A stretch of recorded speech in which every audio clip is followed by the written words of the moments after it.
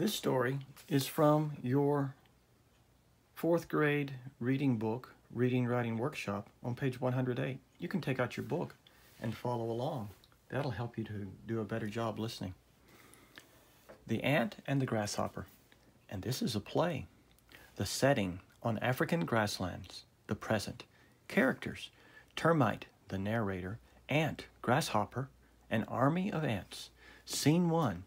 It is raining heavily on the African grasslands. Termite turns and sees the audience. Termite, happily. Yipes! I didn't see you. Welcome to the Great Plains of Africa. We're sogging now because it's the rainy season. Sorry. She shrugs and smiles. Today, we'll visit two very different friends of mine, Ant and Grasshopper. Maybe you have heard of them from other familiar stories. Let's see what my buddies are up to. An army of ants march in, carrying leaves filled with water. They approach Grasshopper, who lounges lazily under a plant. Ant, in a loud voice, "Company, halt!"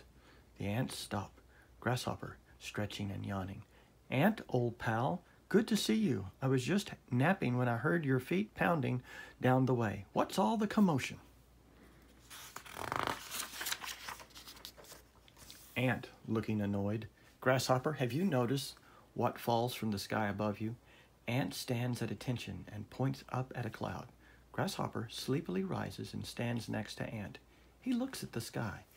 Ant, "Rain, Grasshopper, rain falls from the sky. And when there is rain, there is work to be done." Grasshopper, smiling, then scratching his head. "Huh?" Ant, sighing. "You should be collecting water for a time when it is unavailable. Instead, you lie here without a care for the future." Grasshopper, laughing. "Oh, don't be so serious, old buddy.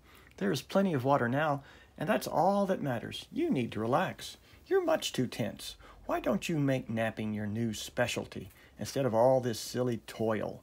Stop working so hard all the time." Ant, shaking his head as he grows frustrated. "The rainy season will not last forever, Grasshopper. Your carefree attitude will disappear with the water, and soon you'll regret being lazy and wish you had been more energetic." The ants march off as Grasshopper continues to laugh. Scene 2. It is a few months later, and the plains are now dusty, dry, and brown. Grasshopper, appearing weak and sickly, knocks on Ant's door. Ant, seeming strong and healthy, opens the door. Grasshopper, nervously, "Hi there, pal. I was in the neighborhood. Boy, can you believe how hot it is? So, I was wondering if maybe, by chance, you might have some water for your old friend." Ant tries to close the door, but Grasshopper quickly grabs it. Grasshopper, begging wildly, "Please, Ant. I'm so thirsty. There isn't a drop of water anywhere." Ant, after a pause, "We ants worked hard to collect this water, but we cannot let you suffer," giving Grasshopper a sip of water. "Do not think us selfish, but we can only share a few drops with you. I warned you that this time would come. If you had prepared, you would not be in this situation." Grasshopper walks slowly away.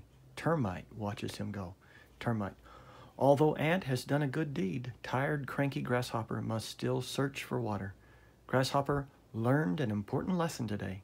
Next time, he will follow Ant's advice. If he lives.